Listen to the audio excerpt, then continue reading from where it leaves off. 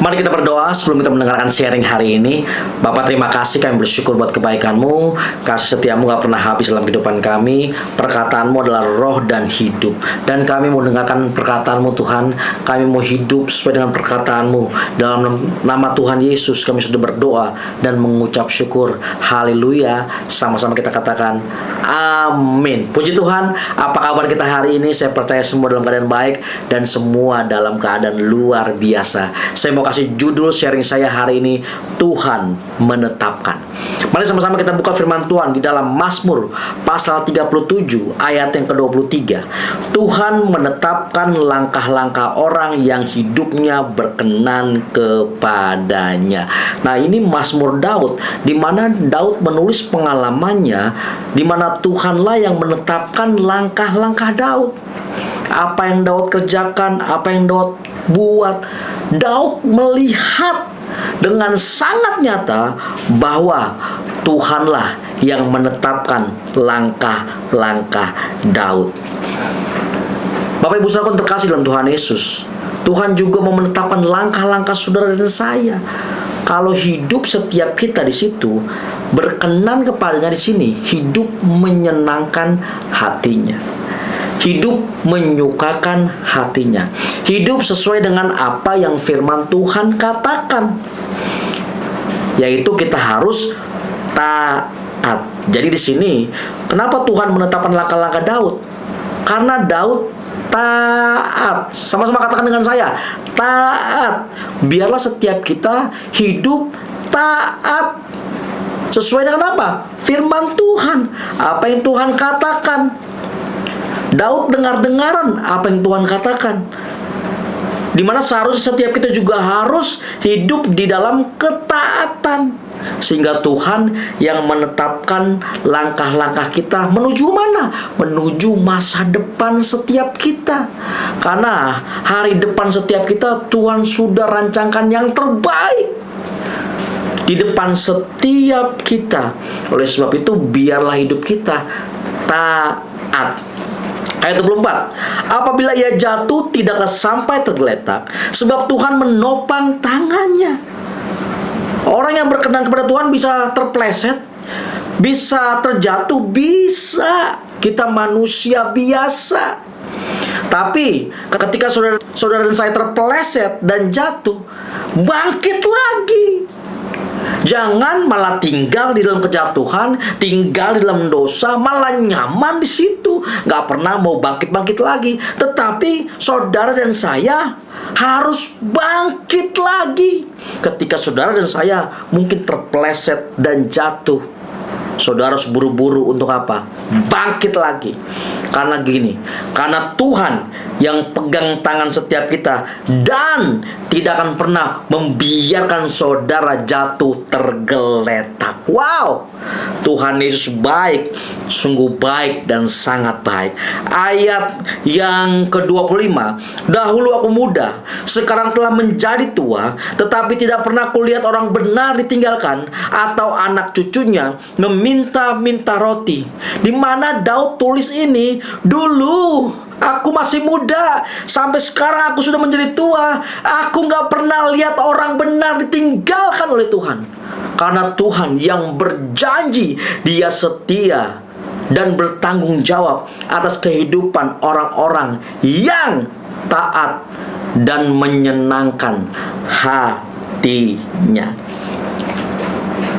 Tuhan tidak akan pernah meninggalkan saudara dan saya yang hidup sungguh-sungguh di dalam Tuhan, yang hidup sungguh-sungguh melakukan firman-Nya. Tuhan tidak akan pernah meninggalkan setiap kita, karena Tuhan yang bertanggung jawab atas kehidupan saudara dan saya.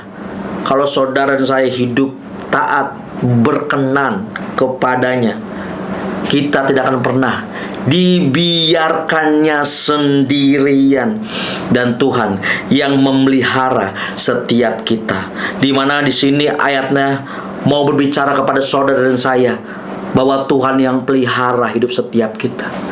Kalau saudara boleh ada sampai hari ini, saudara bisa bekerja, saudara bisa melayani, saudara bisa melakukan apapun Itu semua karena kekuatan yang Tuhan berikan buat setiap kita. Itu bukti pemeliharaan Tuhan yang ajaib bagi setiap kita.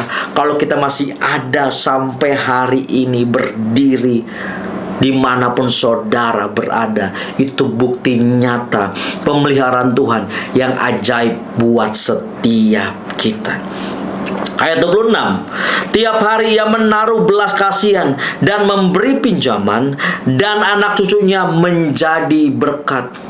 Bapak Ibu Saudara terkasih dalam Tuhan Yesus, kalau hidup kita berkenan kepada Tuhan, yaitu kita mentaati apa yang Tuhan katakan sesuai dengan firman-Nya, makanya bukan hanya hidup saudara yang diberkati Tuhan dan Tuhan bertanggung jawab atas hidupmu, tapi anak cucu setiap kita pasti akan menjadi berkat. Dan apa?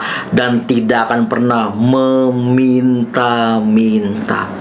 Karena orang yang berkenan kepada Tuhan, orang yang hidup taat kepada Tuhan, Tuhan yang pelihara hidupnya, di mana Tuhan yang menetapkan langkah-langkahnya, di mana Tuhan yang menuntun dan memberikan hikmat buat saudara dan saya, di mana saudara bekerja, di mana saudara berbisnis, di mana saudara melayani, dimanapun saudara ada, dengar baik-baik, disitulah Tuhan berjalan bersama-sama dengan orang-orang benar, orang-orang yang menuruti firman Tuhan.